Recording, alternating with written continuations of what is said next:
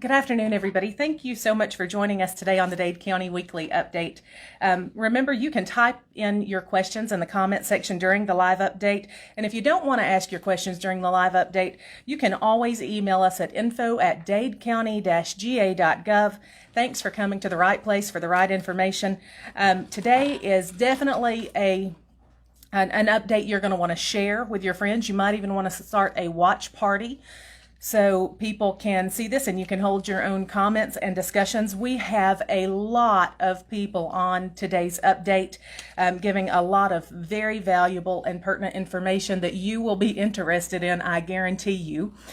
So let me tell you who our guests are today so you can invite your friends to watch this live update with you. If you can't, or if they can't watch it now, remind them that they can always go back on Facebook and watch it, or they can watch it on our YouTube channel.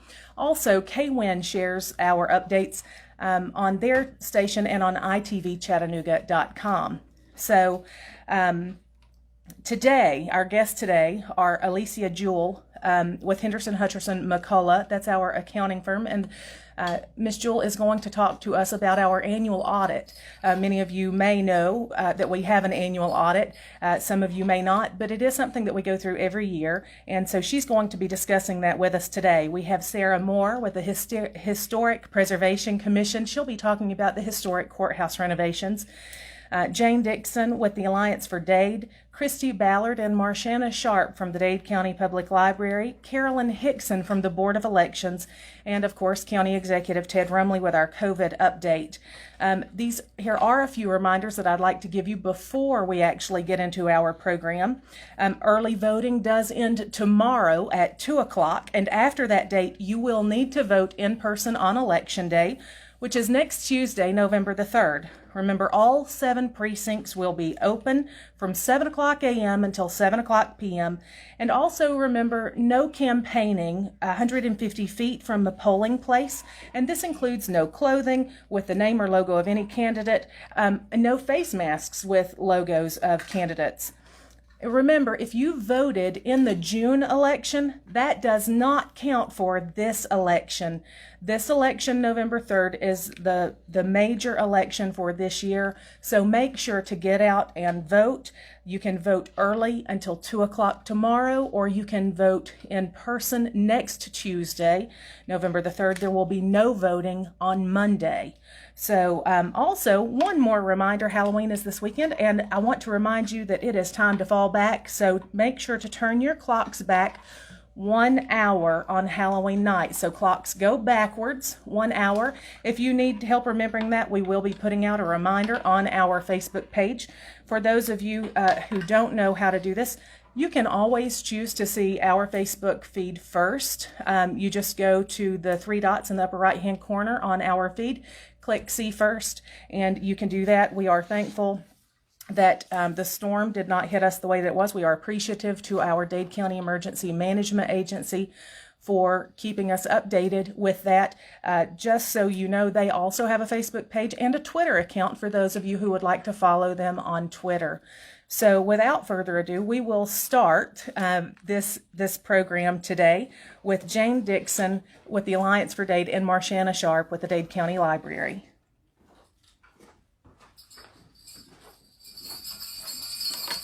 Welcome, all of you all. We want to talk to you just a second about the Alliance for Dade. The Alliance for Dade is an organization of volunteers in our community who foster the Chamber of Commerce and the Welcome Center, which also encourages tourism for Trenton and Dade County. Well, today we have a very special announcement for you that I think that you will thoroughly enjoy. This is a collaborative effort, and you know what the Alliance for Dade wants to do is to collaborate with people in the community to bring us together. You know what? We've had a hard enough time as it is with the COVID. We've lost family members, friends. We've had a period of illness that we would like to have a period of time that we can put that aside a moment and that we can count our blessings, be grateful for what all we do have, and enjoy the spirit of Christmas. So the Alliance for Dade made the decision with the library, Marshana Sharp, and her staff to kind of jump on board with their, what they always called their Great Illumination. Now, so what we're going to do is going to be a very exciting event.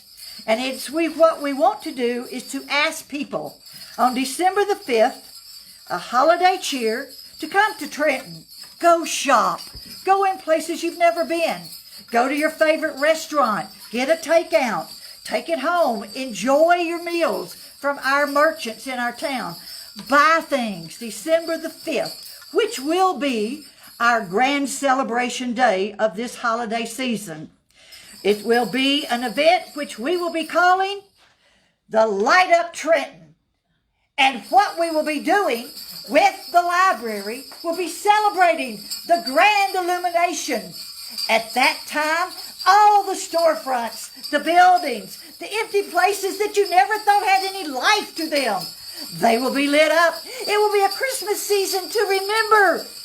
We want you to drive through the town of Trenton. Enjoy the lights. Stop. Wave. Enjoy the merchants, the business people who make their living in Trenton, giving to our community. Now, this will all happen when Marshana Sharp from the library says the clock will strike 6 on December the 5th, and everything will light up in Trenton. People will be happy. They will cheer. They will be in love with their city. We will also have pictures made with Santa at the library by appointment. We will have decorations everywhere. Now, a lady asked me today when she was telling me what all she was going to do for decorations. She said, can I be a winner? Will I get a trophy? I said, the winner will get a Christmas Spirit trophy awarded by the Chamber of Commerce. And we want everyone to participate. Everybody to come to town. Stay in your cars. We're trying to make this a very safe and fun event for our community. We want to thank you. I want to thank my cohort, my partner with the bells, Miss Marshana Sharp. She is ringing them off. So don't forget, come and see what the Great Illumination is on December 5th. The library, the park, the courthouse, all the things around the square. Look over at the all the buildings. Look and see. We will love our Christmas this year, you all, despite the horror that we have in our communities right now. We thank you, and please remember, come December the 5th and join in with us. Thank you, thank you, thank you. I burned up.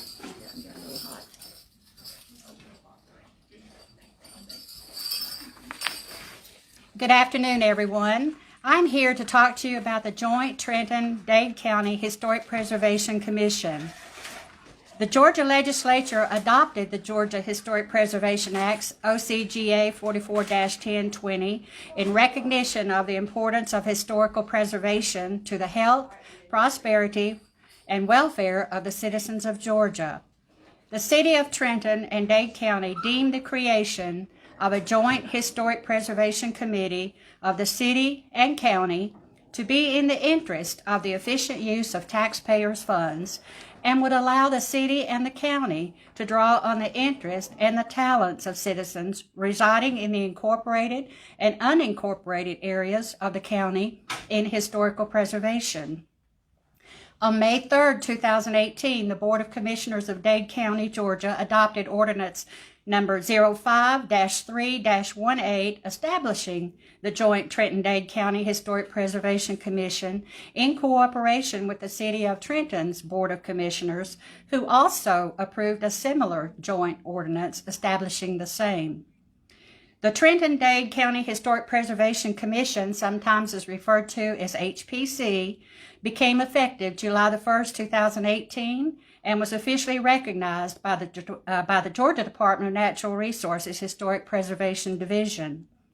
On January 8, 2019, the HPD, in accordance with Section 101B of the National Historic Preservation Act, as amended, recognized Trenton-Dade County HPC as eligible to participate in the Georgia Certified Local Government Program.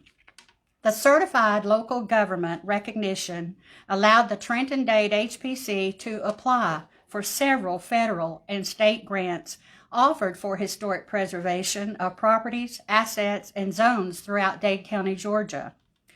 The Historic Preservation Commission consists of 5 members, 2 of whom are appointed by the city and 3 of whom were appointed by the county. Members are residents of the incorporated and unincorporated limits of Dade County and shall also be persons who have demonstrated special interest, experience, or education in history, architecture, or the preservation of historical resources. Members do not receive a salary, although they may be reimbursed for approved and actually incurred expenses, such as training that we all have participated in. Members serve 3-year terms. Members of the Trenton-Dade Historic Preservation Commission include Donna Street, who is the chairperson and represents the county. Audrey Clark, vice chair, represents the city. Rex Blevins, county representative. Sarah Moore, county representative. Cindy Ritchie, city representative. Non-voting members include Don Townsend, who is our recording secretary clerk, William Back, who is our legal advisor and grant writer. The purpose of the Historic Preservation Commission is the historical, cultural, and aesthetic heritage of Trenton-Dade County is among its most valued and important assets and the preservation of its heritage. It is essential to the promotion of the health, prosperity, and general welfare of the people. Therefore, in order to stimulate revitalization of the business districts and historic neighborhoods of Trenton-Dade County, and to protect and enhance local historic and aesthetic attraction to tourists, and thereby promote and stimulate business, and in order to enhance the opportunities for federal or state tax benefits under relevant provisions of the federal or state law, and in order to provide for the designation, protection, preservation, and rehabilitation of historic projects and districts, and to participate in federal or state programs to do the same.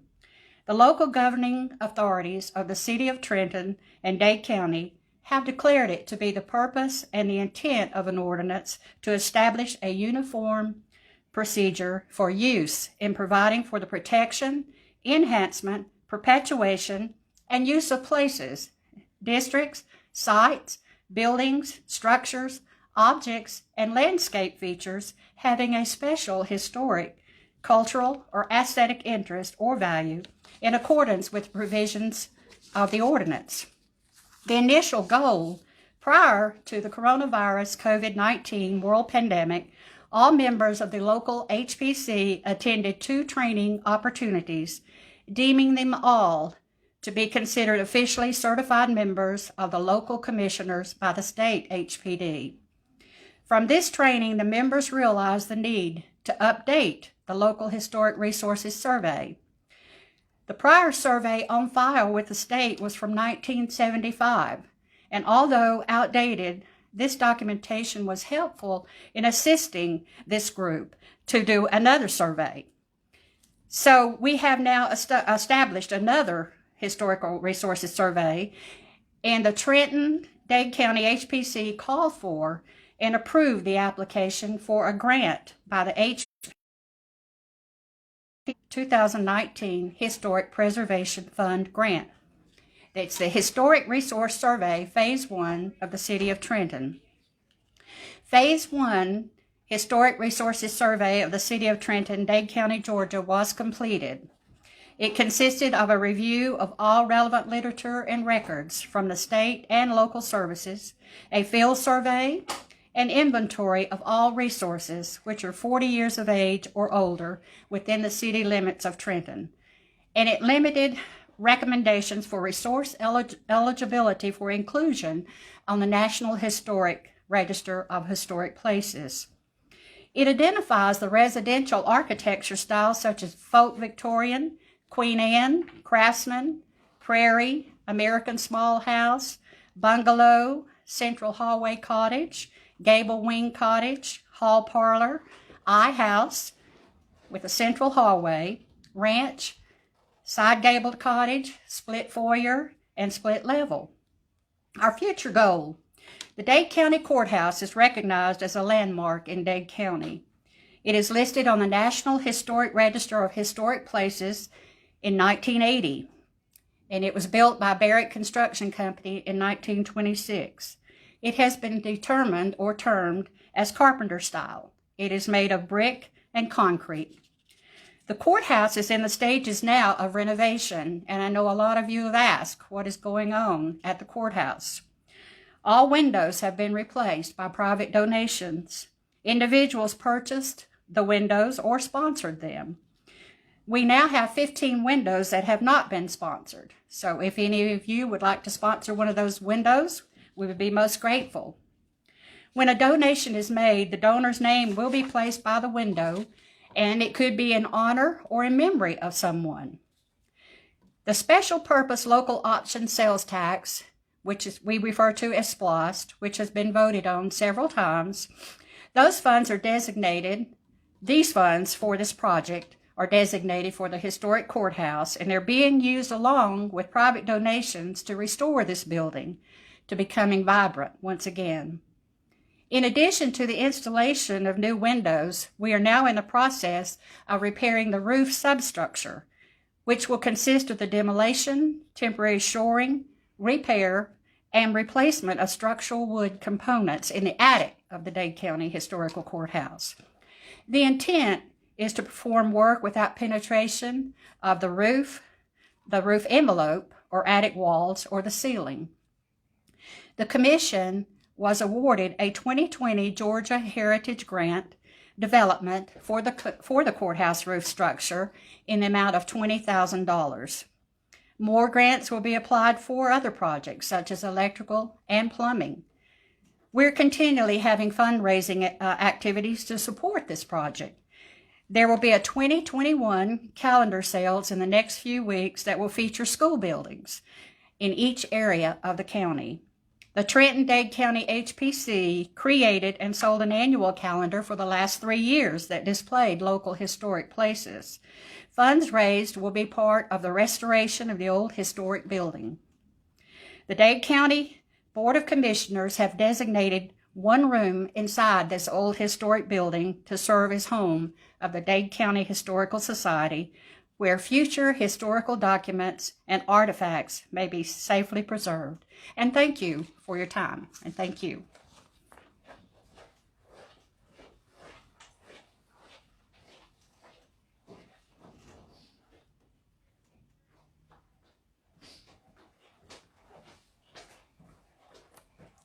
Hello everyone, I'm Christy Ballard. I'm the Youth Education Coordinator at Dade County Library, and I wanted to give everyone an update on the trick-or-treat drive-thru that we had last Saturday.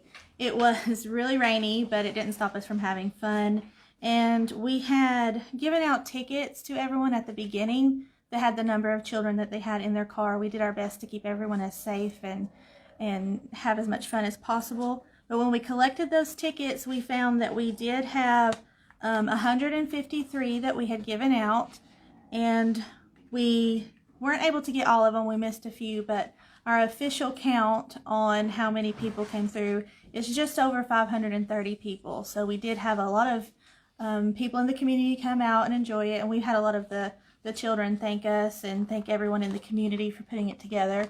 So everyone who participated and came out, even though it was rainy and miserable, it was all worth it because the kids really did enjoy it. So we just want to say thank you, and I wanted to talk a little bit about the grand illumination. It's going to be different this year than what we normally do. We are going to have a Santa, but we're going to have pictures with him, but it'll be by appointment only. We don't have all of the details worked out, but if you'll keep an eye on our Facebook page and our website, we'll be updating it as soon as we get all the details on that. So that was how our trick-or-treat went, and we have a lot to look forward to with Christmas coming up. And also, we do have, in the library, we have a Cave of Wonders set up, and it'll be there through the weekend. So if you want to come in and peek in and see what we've got a genie and a flying carpet, and it's a lot of fun.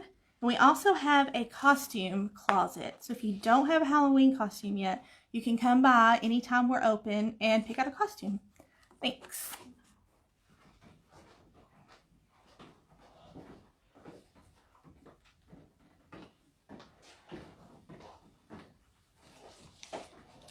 Hi, as Carey mentioned earlier, my name is Alicia Juhl, and I'm a manager with Henderson, Hutcherson, and McCullough.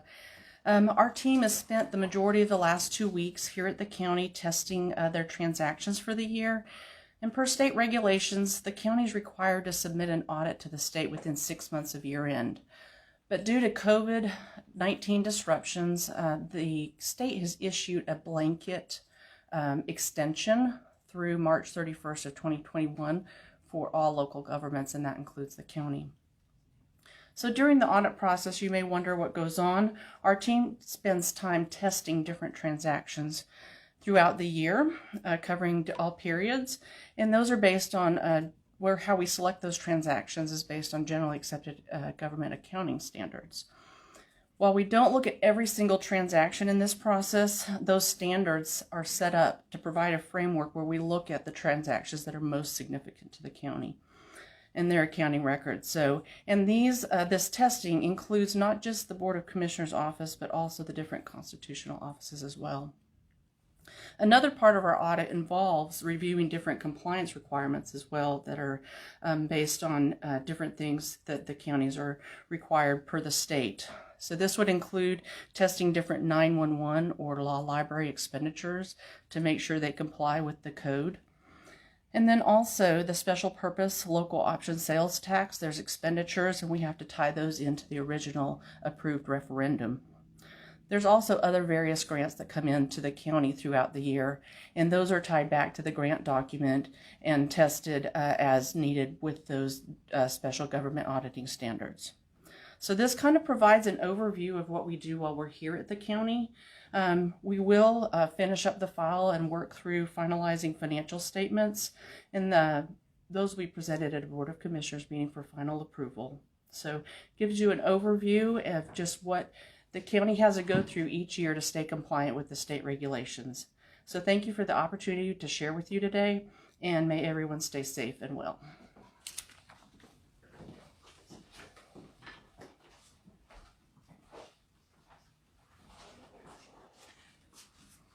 Hi, I'm Carolyn Hixon with the Board of Elections. Just wanted to give you a little bit of an update on how the vote is going. We've been here since October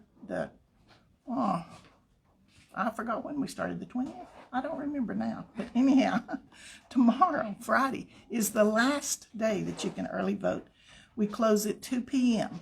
So be sure and come on in, and don't show up Monday because nobody will be in there. All the equipment will be packed up, being transported to the outlying precincts where that you can vote on Tuesday.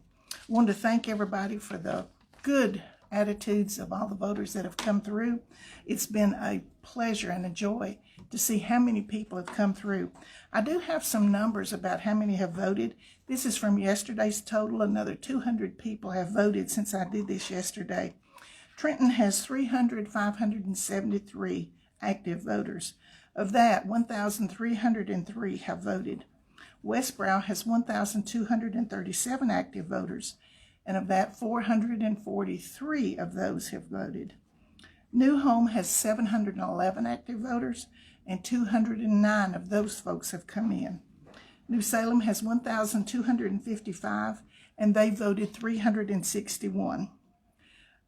South Dade has 969 on their books, and 377 have voted. North Dade has 1,903, and 811 as of noon yesterday had voted. And Davis has 2,012 on their books, and 725 of those Davis Sand Mountain Friends have voted. Just want to give you a reminder about clothing, caps, masks, shirts, pins, anything with the name of a candidate on the ballot is considered campaigning. And if you're wearing any of these articles, that's considered campaigning, and you'll be asked to remove them or to cover them some way. Also, any vehicle within 150 feet of the door of the precinct with any candidate names that are on the ballot is considered campaigning, and you'll be asked to move along with that also. I want to thank all the new poll workers that have turned out. We've recruited aggressively.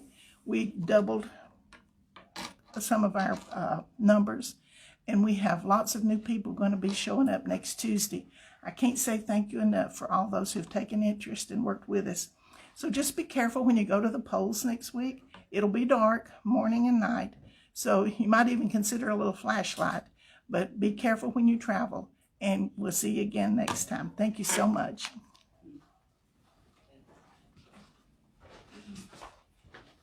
Got a good crowd today. Good report from everyone, I tell you. I want to go over just a few things here before we go into our report, our COVID report.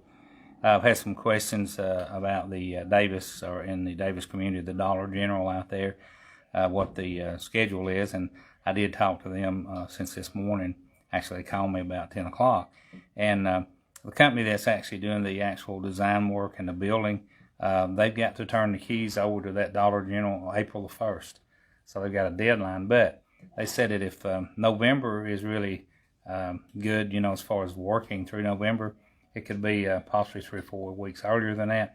But the actual, if they do that and get them the keys or turn the building over to them April 1st, the building usually takes about 2 weeks, 14 days to stock, and so they should be up and running, about middle of April. But it could be, a month before. But we'll just play it by ear, and see how Mother Nature, if it works with the weather. Tractor supply, that's something that's I know everyone's a lot of people excited about. They've got most of the demolition done. The environmental people will be in here probably next week. They have a team to come in, do all the silt fencing and all that stuff, and it has to be approved with the state. And then work will begin on that. I don't have a possible opening date on that. We'll probably have that in the next couple of weeks, and I'll fill you in on that. Been a lot of talk about Fred's, different things. Hopefully everybody's got their own wants as far as what they want in there and what might go in. Robert, myself, Alex, we've all spent a lot of time with different people on this. I've showed it to several people. They left me a set of keys with it. They did pull it out of real estate hands, and that's why the signs were gone several weeks ago. But I did get a call that Monday, actually Tuesday evening, I said Monday, about 6 o'clock, the owners called me, and they have signed a contract with a group, and they are selling that building, that property, to a person that develops property for several different retail outlets. They will not share yet with us exactly what's going there, but that's the first move, a good move. So there is something coming, and we'll know probably in the next month or so, maybe sooner than that, hopefully what it'll be. And as soon as we know and where we can share that with you, we will do that. But that is good news. Excuse me. Let's see some things here I want to mention. They want to mention the parade. The Christmas parade is on. We'll have more details on that next week, exactly, when and how everything's set up. And also the Veterans Parade, they're having it also. So that's two positive, good things, we've got coming to look forward to real soon. I know Marshana didn't get to hear, but I'm sure she spoke about the Halloween event that we had over at the high school, the parking lot the other day. And did you give a number? Did she give a number of how many? Christy did. Yeah, that's good. I mean, it was really amazing, the people that turned out, and I think everyone over there had a good time, even though the weather was kind of, different, kind of dreary a little bit. And then on top of that, about 30 minutes after all it was over, we had a rainbow, double rainbow really, but the rainbow, it stayed with us for a while, and everyone got to make pictures, and it was turned out to be a beautiful evening. It was amazing, But Lookout Lake Dam, I always give an update on that. Hopefully this will be one of the last updates we give on that, because we're fixing to open that road back up.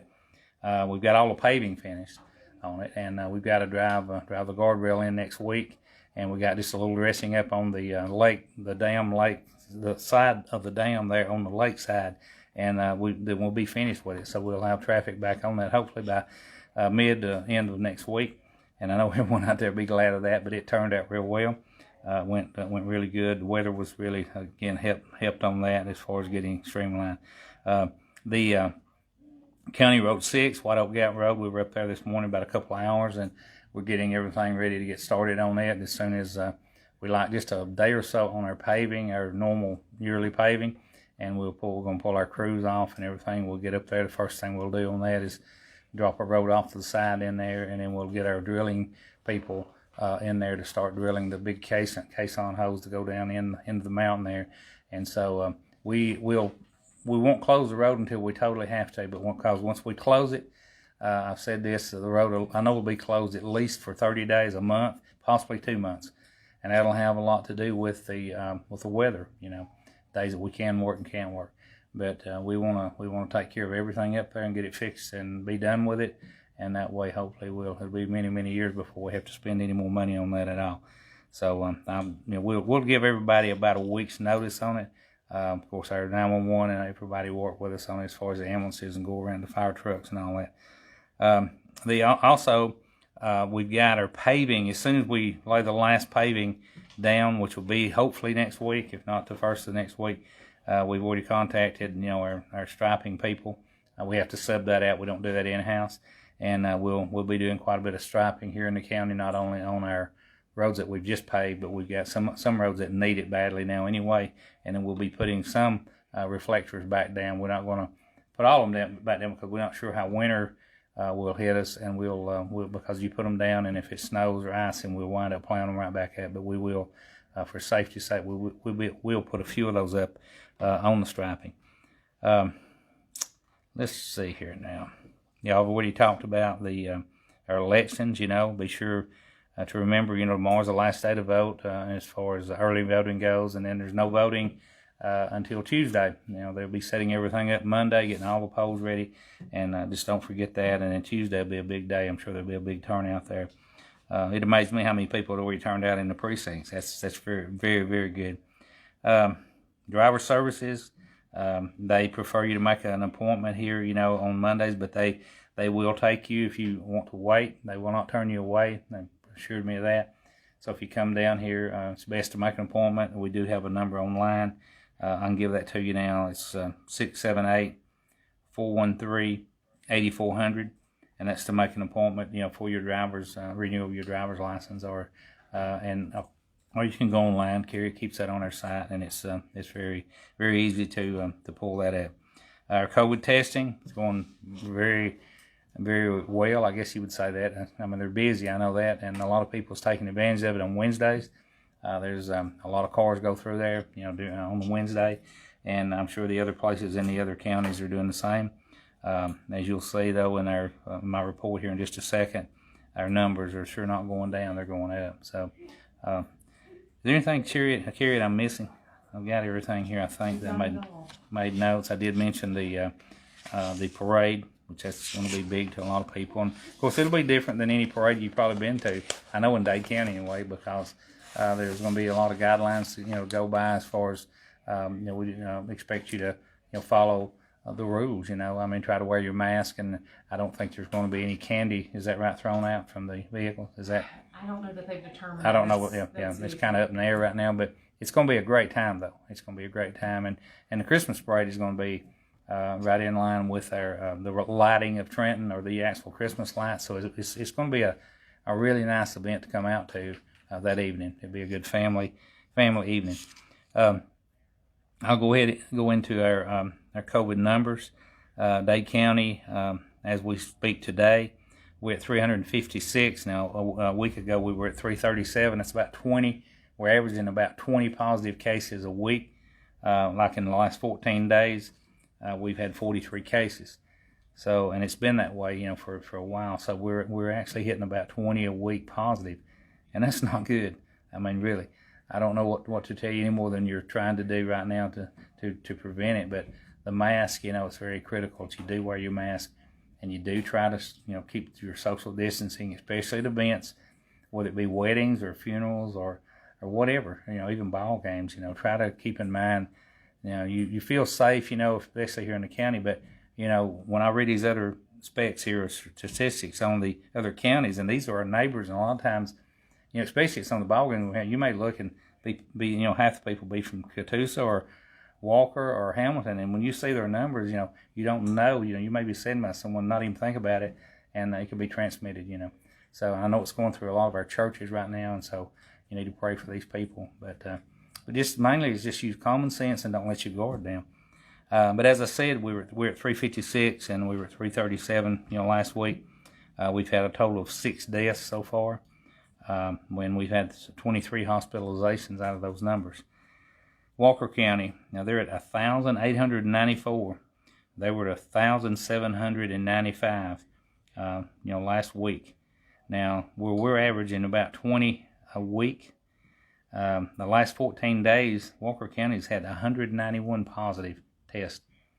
That's a lot. Walker County's a big county, but still a lot of people, Catoosa County, they're at 1,444 in Catoosa County. They went from 1,361 last week, and they are at 134 in the last 2 weeks. So they've had 134 positive cases in 2 weeks. Chattooga County, they were at 888 last week. They're at 944 as we speak today, and they've had 90 cases in the last 14 days.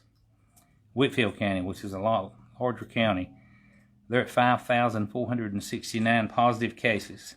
They went from 5,175 a week ago. But in the last 14 days now, they've had 518 positive cases. And it's been going that way in Whitfield County, for the last few weeks.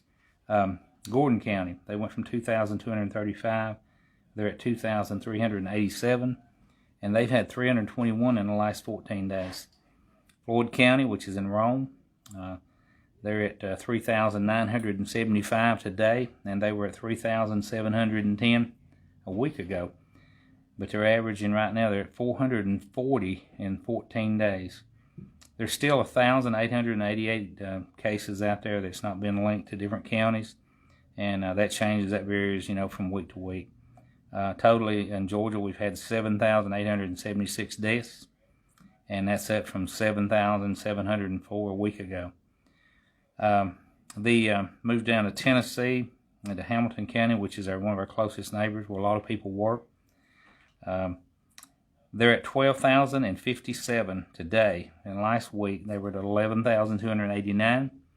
They have 1,006 cases that are active, but they've had 10,940 recoveries in that 12,057. Now, they don't give us statistics on actually how many they've had this week or in the last 14 days, but they do give us, which is pretty interesting. I wish Georgia could do that. They do give us some recovery rates.